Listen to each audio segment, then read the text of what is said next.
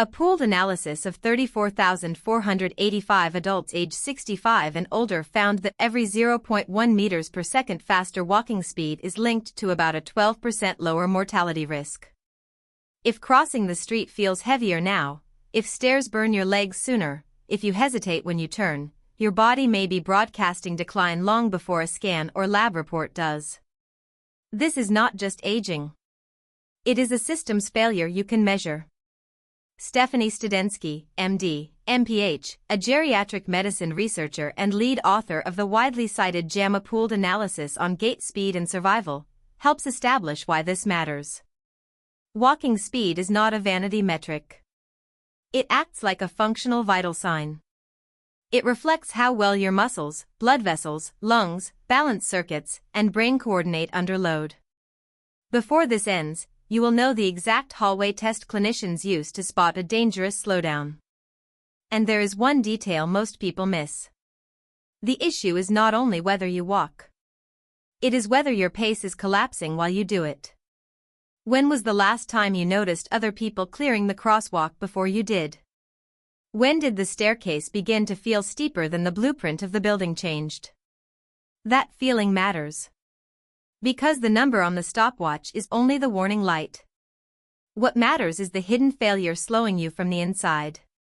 The clinical name is endothelial dysfunction. Think of it as the slick inner coating of your blood vessel pipes losing its low-friction lining.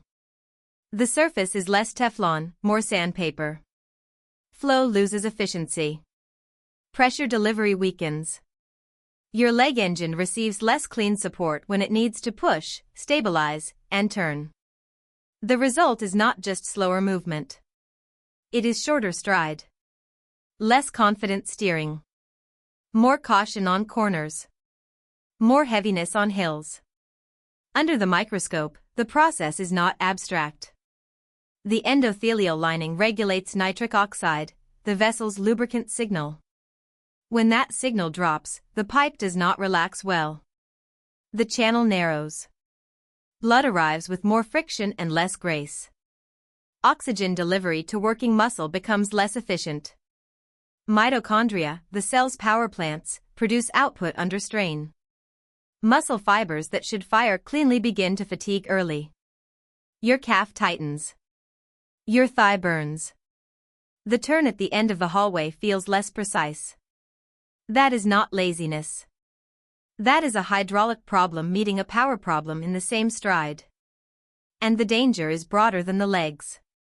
Slow gait can reflect lower reserve across multiple systems at once. Balance. Nerve timing. Cardiovascular capacity. Metabolic resilience. Read that number again. About 12% lower mortality risk for each 0.1 meters per second faster pace. Standard medicine often catches fragments of this. Blood pressure improves on paper. Cholesterol drops on paper. Glucose looks cleaner on paper. But paper does not climb stairs. A pill can modify a lab value and still leave the walking system underpowered. It does not rebuild stride mechanics. It does not restore lower body force. It does not retrain the choreography between vessel flow, muscle recruitment, balance, and brain timing. Studensky's work matters because gait speed compresses all of that into one visible signal. A functional vital sign. A body-wide stress test hidden inside an ordinary walk. Pause on that. Your numbers can look controlled while your hallway time worsens. And once you see what is rusting this system, the first fix is not exotic at all. The first tool is the home gait speed test. Measure 4 meters in a hallway, courtyard, or flat path. Mark the start and finish. Walk at your usual safe pace. Time the middle 4 meters if you have room for a step or two to start. Repeat it 2 or 3 times and use the best clean effort. Divide 4 by the seconds. That gives you meters per second. Below about 0.8 meters per second is a warning sign. Around 1.0 meters per second or higher is a stronger benchmark for many older adults. No device is required. No tracker. Just distance, a watch, and honesty. Now the intervention. Brisk walking with gait speed. Training. Not vague strolling. Not drifting through errands at whatever pace the body surrenders to. Brisk walking works like restoring lubricant to the pipes while rebuilding the engine that drives the stride. Repeated moderate effort improves nitric oxide signaling, which helps the vessel lining relax and deliver flow with less friction. At the same time, faster intervals recruit more muscle fibers, preserve leg power, and retrain cadence and stride length. You are not only moving.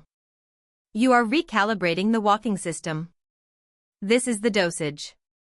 At least 150 minutes per week of moderate intensity walking. The practical frame is 30 minutes on 5 days per week. Earlier in the day is often safer and more effective when balance and energy are stronger. If you tolerate it, include brief faster intervals rather than one flat pace from start to finish. One example is 3 minutes brisk, 1 minute easier, repeated across the session. For some people, a cadence near 100 steps per minute is useful. For others, especially if mobility is limited, the safer target is simple: walk briskly enough that the stride feels purposeful but still controlled. The rule is progression, not ego. This is what most people miss. Walking quantity alone is not enough if speed never improves. The body adapts to demand.